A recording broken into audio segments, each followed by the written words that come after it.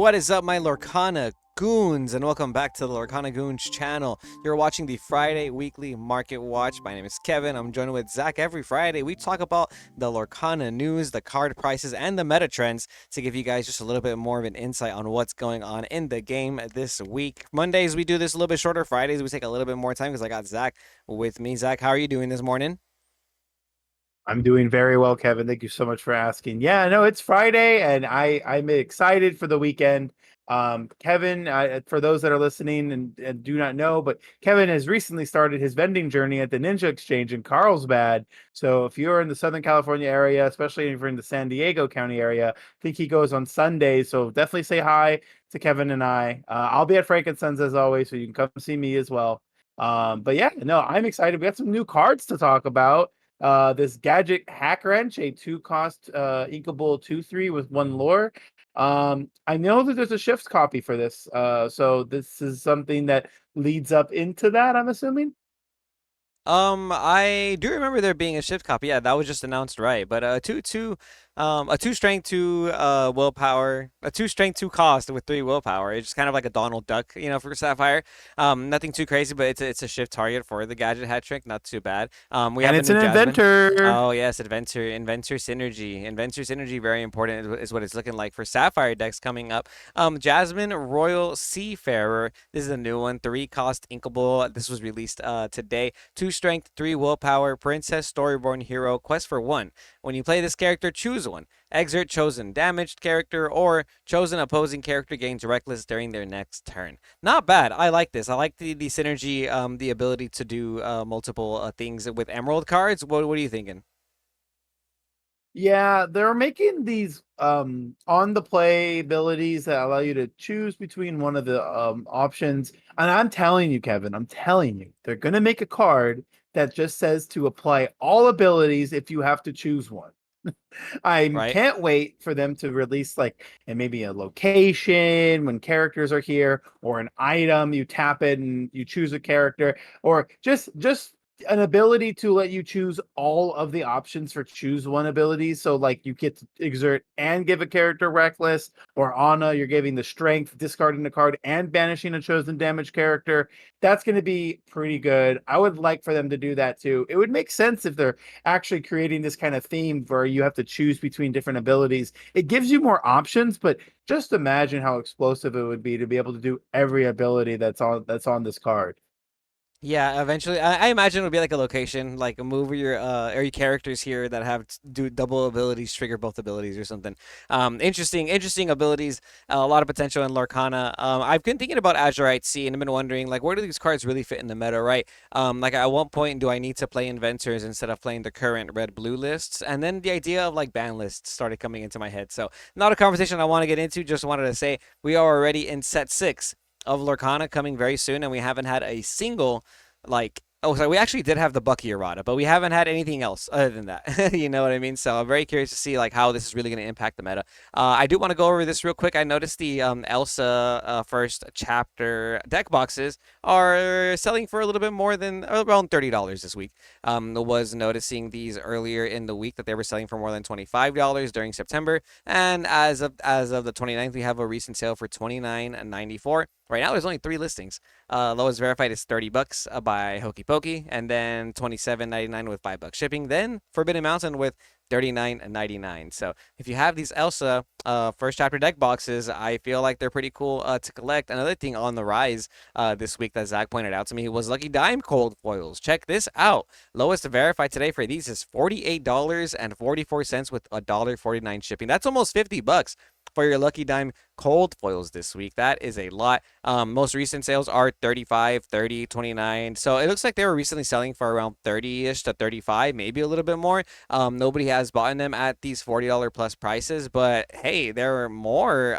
There's only five listings and they're more than $40 if you want it right now. What's going on with this?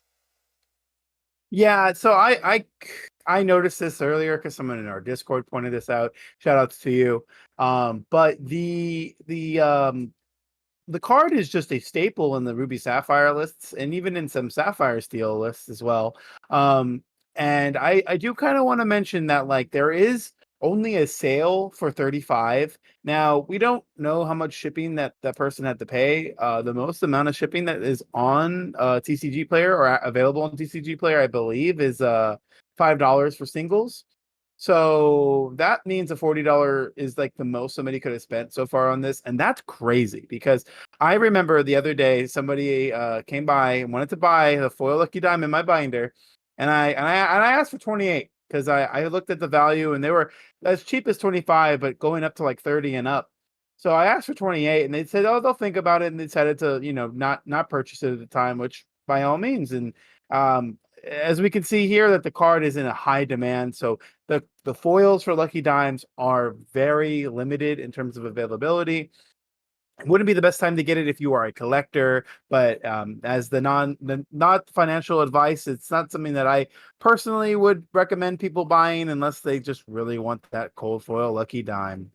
Yeah, and if you want non-foils, they're still as low as 14.35, shipping included by Sayre Valley Games. They have six of them ready for you right there. I love when sellers have multiple ready for you to go. Very convenient. But yeah, I had somebody pick up a cold foil lucky dime for me like a couple weeks ago, and it was like $26 or something. So to see it jump up that much is pretty interesting. I think Ruby Sapphire is very popular right now too, with the rise of green steel again. I think a lot of people like the Ruby Sapphire into that matchup.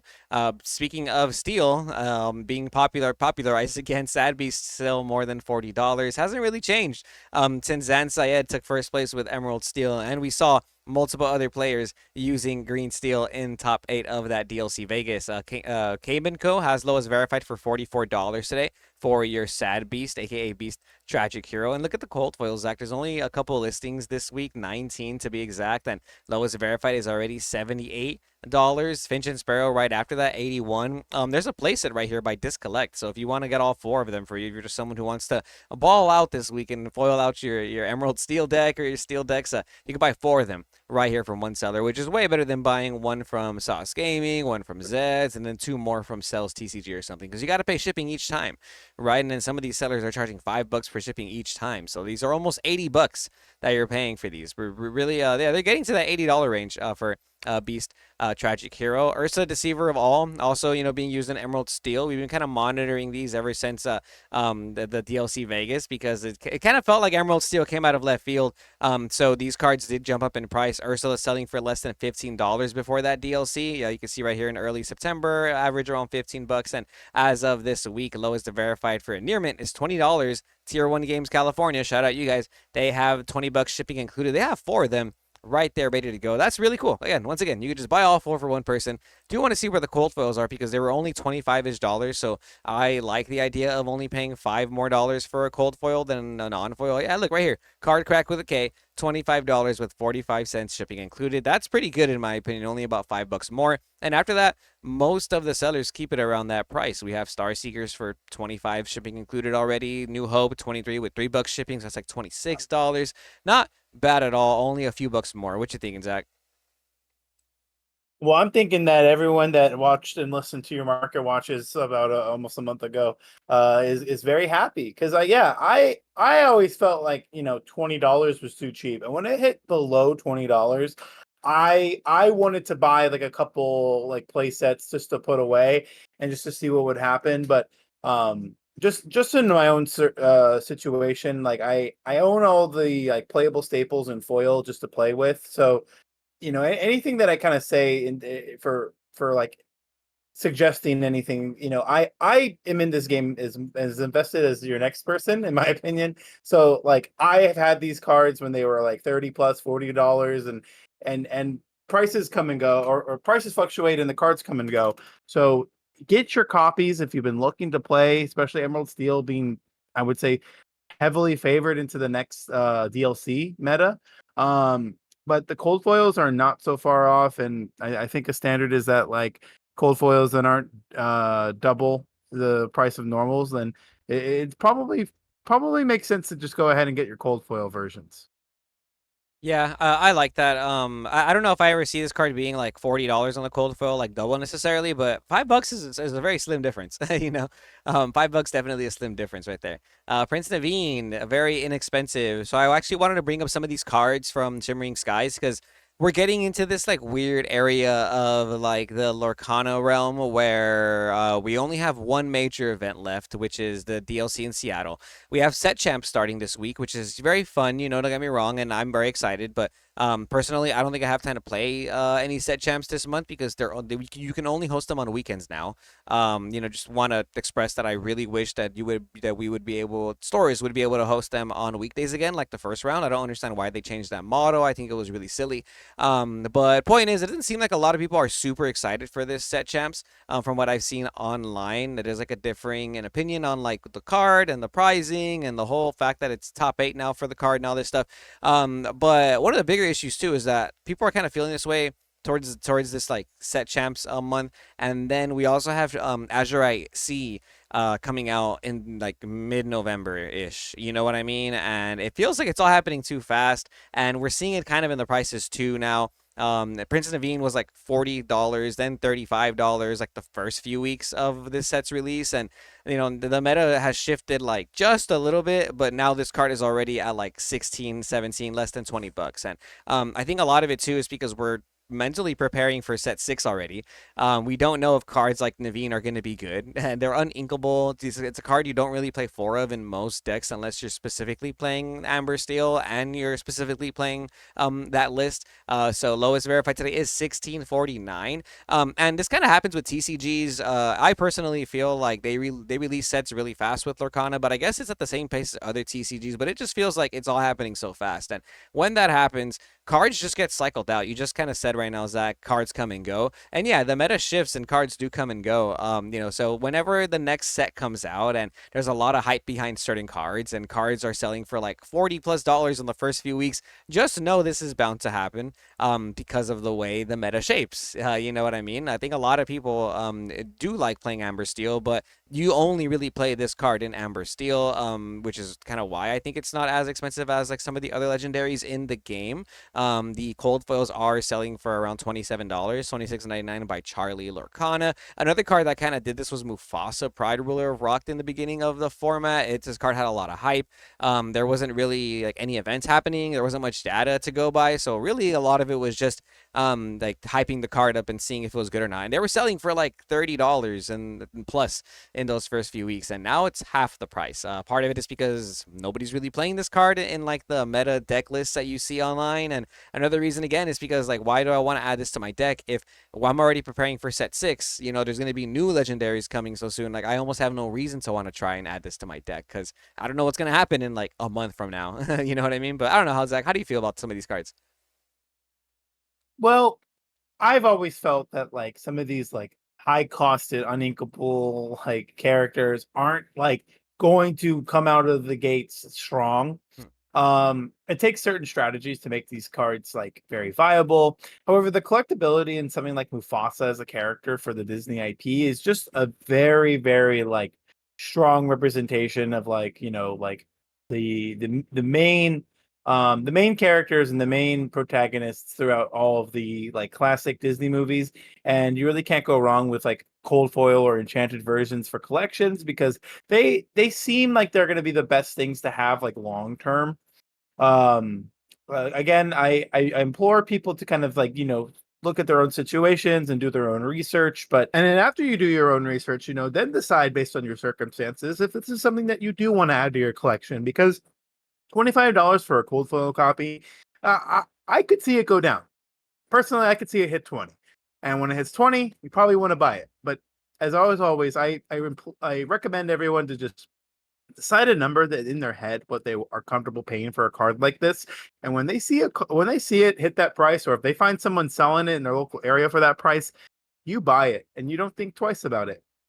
Yeah, that's why uninkable cards are like they rub me a type of way when I look at them in the market. Because they're in my opinion they're never gonna be as useful as like an inkable card like Rapunzel. Like whenever you like the cards like Rapunzel, most of the time like they're mandatory. You got to play 4 of this card in every deck because you can just ink it away.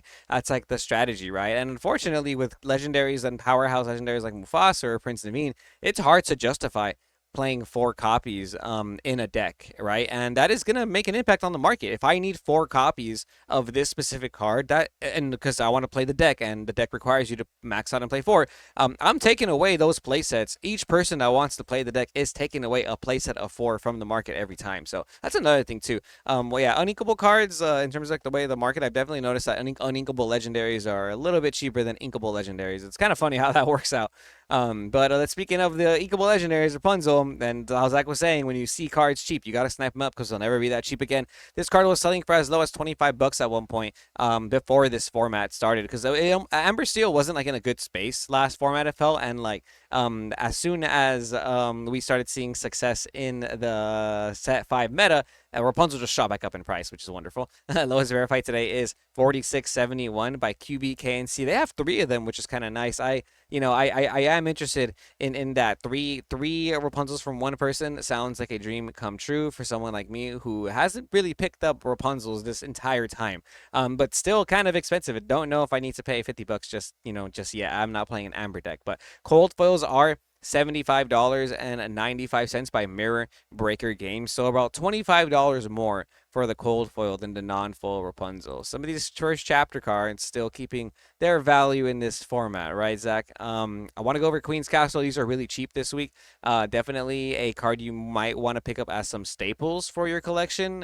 They're as low as 906 by QBKNC. They have 7 of them for you right there. Wow, you can actually just get your playsets from one person. It's the same person that had the Rapunzels too, right? Yeah, shout out. Oh, no, not the Rapunzels, but we mentioned his name today already. Shout out them for having multiple listings for Queen's Castle. Very good card in Ruby Amethyst. Possibly a very good card in other Amethyst decks currently, but for the most part, I think you're mainly playing this in Ruby Am. And I don't know, Ruby Am is kind of falling off in popularity in like my locals in my social circle. I know Zach, we've had the same locals, but do you agree? Do you feel like Ruby Am is kind of falling off in popularity for these upcoming tournaments? Well, I don't think it's falling off. I don't know how much Pixelborn Connect you've been playing, but I seem to be playing against enough Ruby Amethyst to believe that there's just enough. There's enough of a demand to play your rabbits and goats and foxes. But Queen's Castle, I think, is a card that we've seen normal copies be around this price. Mm-hmm. And for $16 as a cold foil version, to me, that's a discount because that card, I mean, a cold foil version of this card sounds like it should be $20 if the normals are closer to 9 and 10. And it is still one of the strongest locations in the game. We are seeing people start to play the library, and that's a totally different location with does a totally different thing.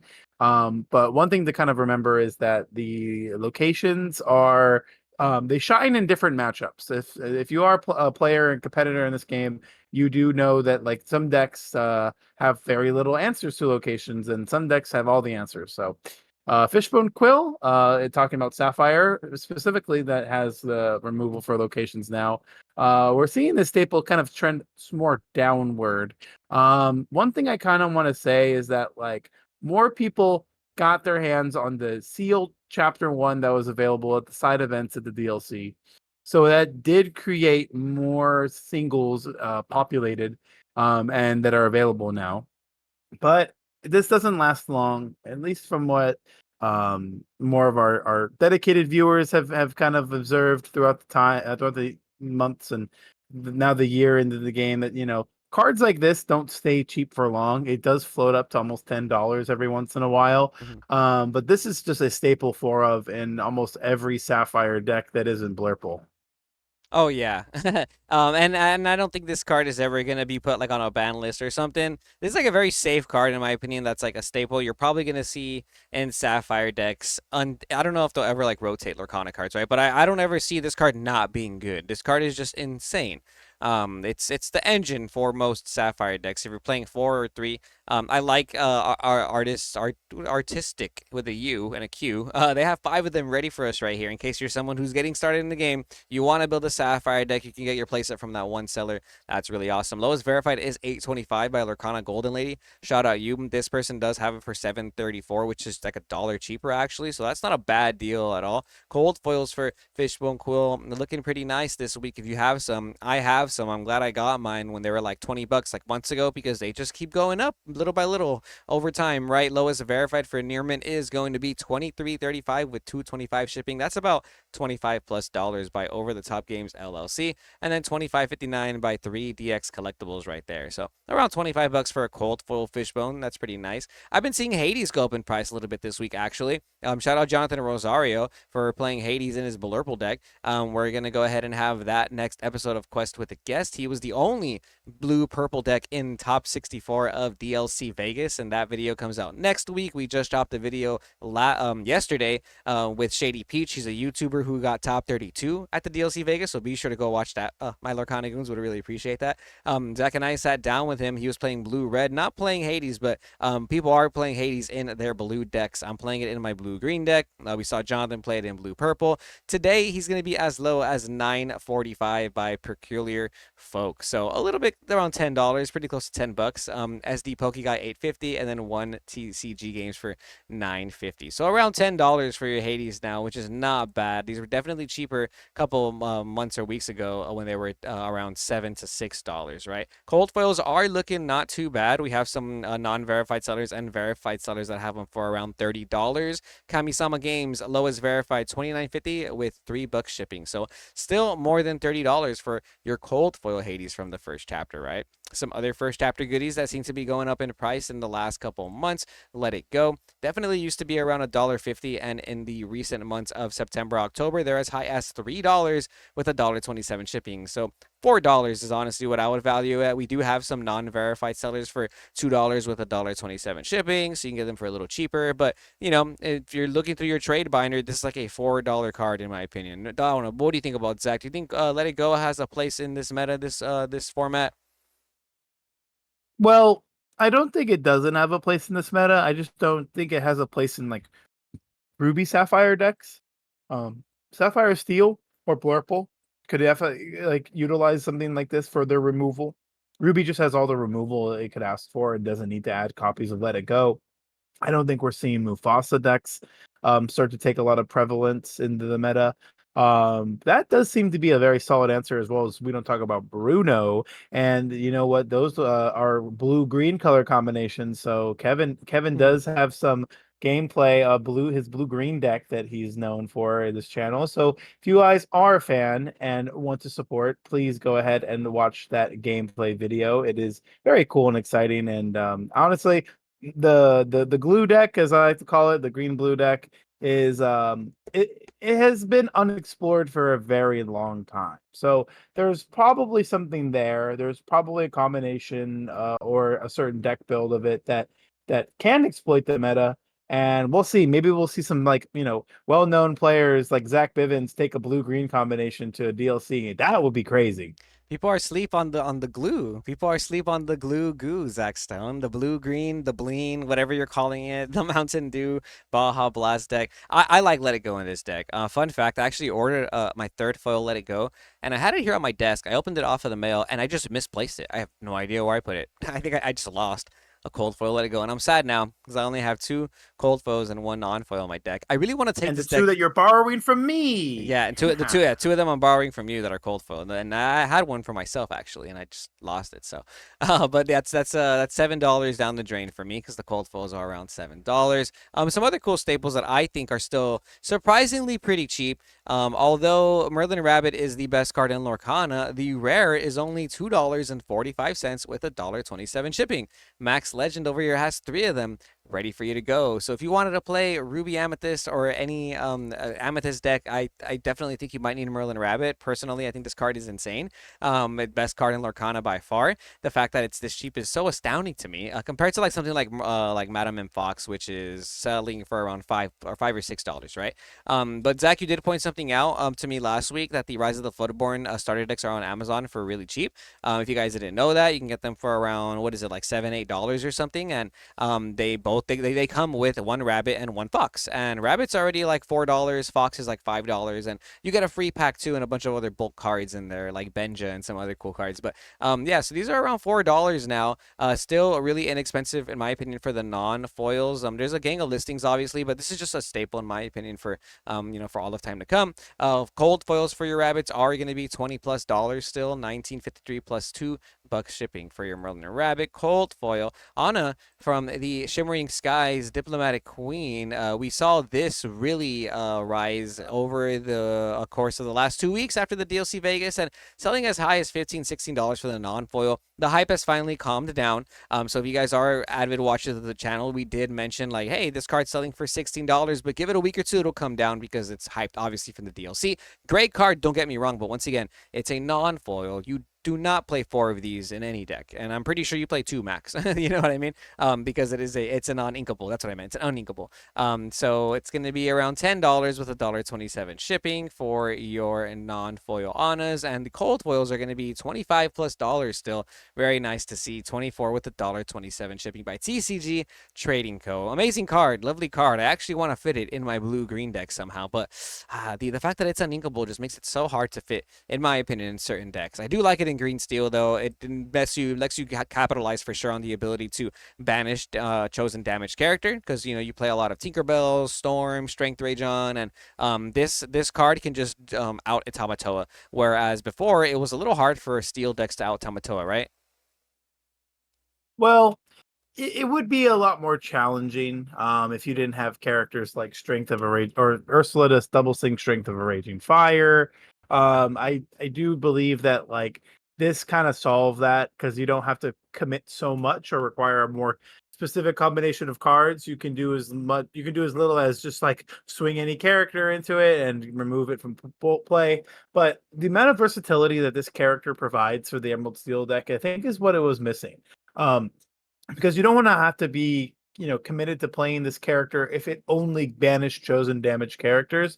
That's why you don't see like cards like Ring the Bell see a lot of play in the meta. But the option to just make your opponent discard a card works really well with the Prince John. Giving a character 2 strength is something that a lot of people disrespect. You have to keep in mind that like locations are hard to answer with this deck, and this might be able to give you the strength you need to take one out in one turn. Usually you see Emerald decks taking multiple turns to take out a location, and that gives them susceptibility to potential board wipes like Be Prepared or Sisu or Under the Sea. So the Ana having that versatility and then just being a solid 2 lore stat character, I think makes it perfectly fit for this deck. And I think the uninkability doesn't make too big of a difference. If it was inkable, it'd be a 4 of no questions asked.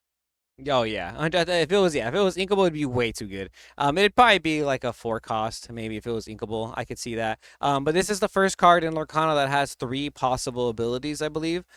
So that is for sure something we should have respected. Almost regret not picking up more of those, but uninkability kept me away from that card. Just being honest. Lowest verified for Strength of a Raging Fire, selling today for as low as $4.70 with $1.27 shipping. We have $4 with $2 shipping. This is now a $6 rare, people. $6 for this non-foil rare. This still been going up. Steel is a very, very good color right now in the meta. I think steel has positioned itself as a very powerful color in today's tempo meta. It's a very tempo-based meta in my opinion, and being able to sing Strength of a Raging Fire with Ursula twice, or even like sing it early with Cindy, ooh, it's very, very impactful in the early game. Cold foils are as high as $12.90 today, almost $15. We're sticking at $13-ish though, is what it's looking like. The Skynet, Toys and Games, yeah, $12.99. Soliciado has them for $13.64 after that though. So getting close to that $15 range for that. Peak Games, this non-foil is now officially $2. If you have these in your binder, if you have these at your shop, definitely value these at least $1, because today on TCG Player, you cannot find them for less than $2 shipping included. Fortune's Future has them for 90 cents with $1.27 shipping. That's more than $2 at the end of the day, right? So in person, at least $1, even $2 if you have it like that, right? This is the non-foil of the set is Peak Games Referee, which we all figured. I think that was kind of obvious, but I was wondering how long it would take until we actually started taxing people a full $1+ for this card, because we did it with Flynn. Goblin. We did it with Chernobog followers. We did it with who else did we do it with? There's a bunch of uncommons that always get this treatment, right? Yeah, well, the Flynn Rider, like you mentioned, I think something to talk about too is Tipo. Tipo. Tipo is an uncommon that has kind of started to not only disappear from my inventory. I would like to say that is not available for less than $1 as well on Mhm. TCG Player. And there was a point in time, I remember early on during the first chapter days, friends on the other sides were $1 each. So yeah, like these are just cards that I always like. I go through whenever I buy in bulk. I pull them out because these are cards that I've been sold out of my inventory as well. But just to think about it, like if you're trying to make a deal, let's just say for example you have a cold foil lucky dime and you've been looking to get a normal sad beast. Um, you might find someone with that and you don't necessarily feel too comfortable trading it straight up, but you notice that in their trade binder they got like two Pete games and a Tipo, and you're like, can you toss in these three cards and I'll do that trade for that sad beast? And more often than not, people in my experience are more than willing to toss in a few cards unless they need them for decks, of course, but just to close out those deals. And it's something that has kind of been incentivized in all of the TCGs that I've been a part of, where if sometimes you're not able to trade it card for card equal value because some of the price differences are off by a few bucks, throwing in small cards like these can help really close that deal, and I think it's important to keep in mind. Yeah, yeah, good bulk cards definitely make a very positive impact in the TCG market space, especially for like vendors or just people who are trading cards in general. That's always nice to have playsets, especially if you don't have a playset of like T-pos or Pete games. Throw those into the trade, and I'm always down. I need them. Now I want to talk about some Enchanted stuff before we call it a day. Zach Stone, Enchanted Tinkerbell Giant Fairy just shooting up in price this week, dude. Look at this. Look at this. They were selling early September for as low as 250. Today, the average is around 285, but lowest verified is going to be by Sui Generis, $429 with shipping included. So around $425. Most recent comp was October 1st, $400, sorry, $409 with 14 cents. Before that, on the 29th, 324.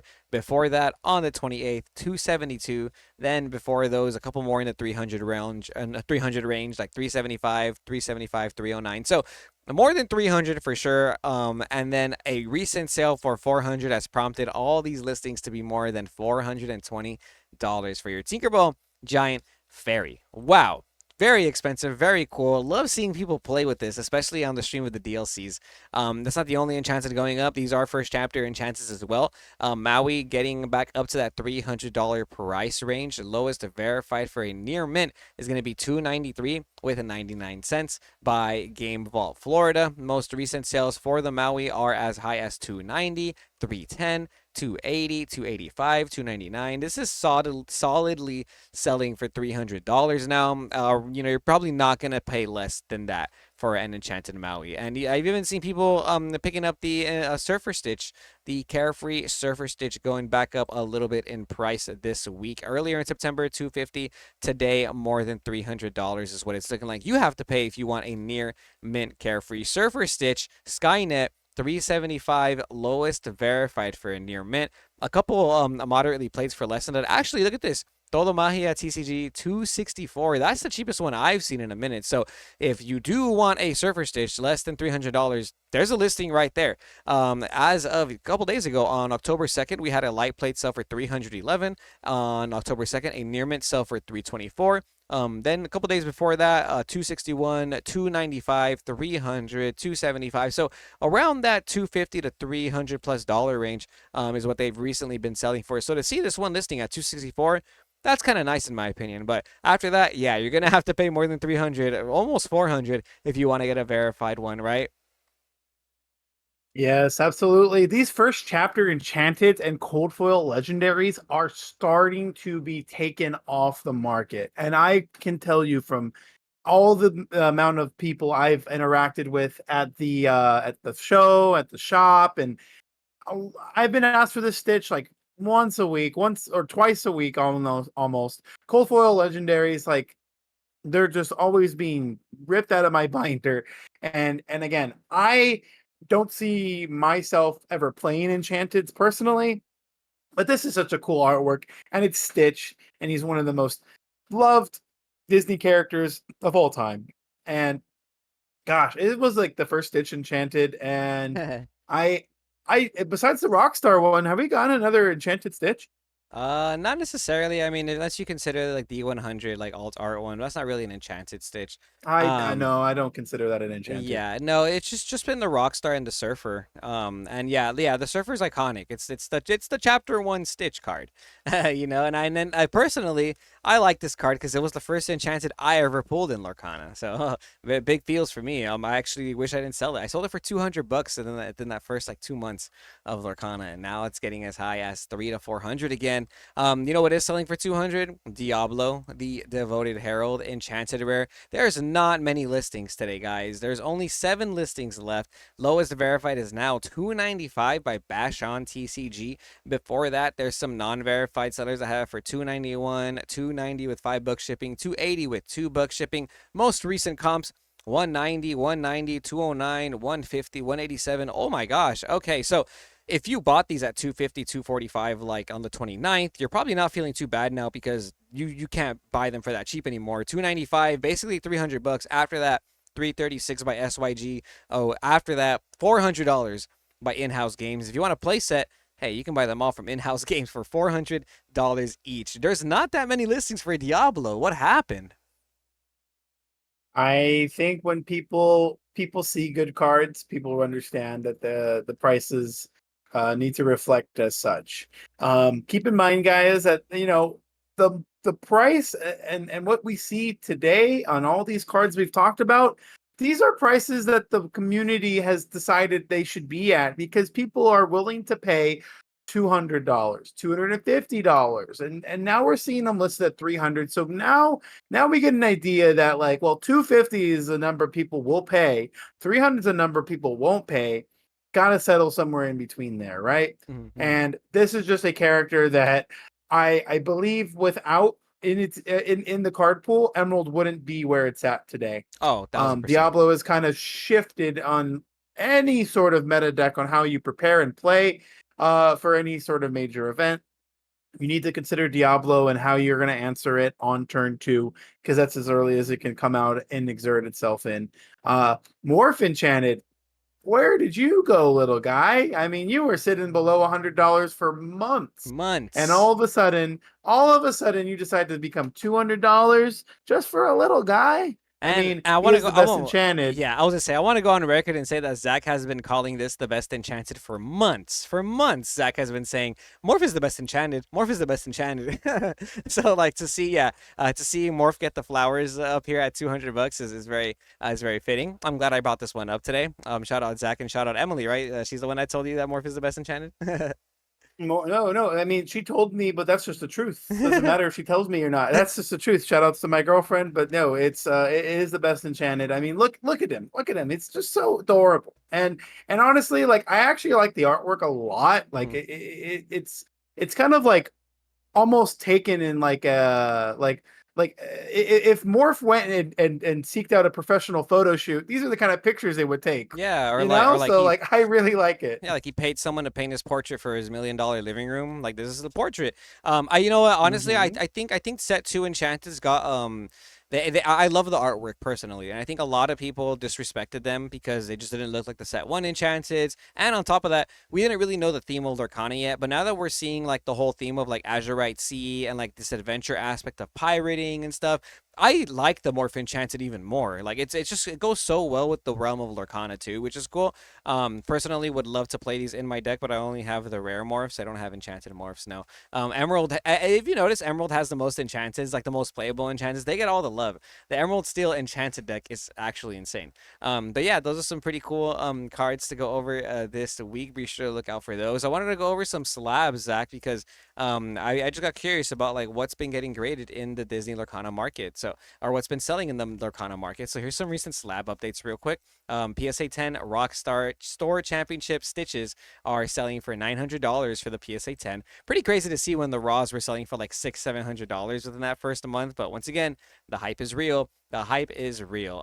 I love this. Check this out. We have Let It Go's that are selling for really expensive. On the actually, I want to go over here to the DLC stuff because I have some DLC stuff here. There you go. Let It Go, a recent Let It Go PSA 10 sold for $1,250 on October 3rd.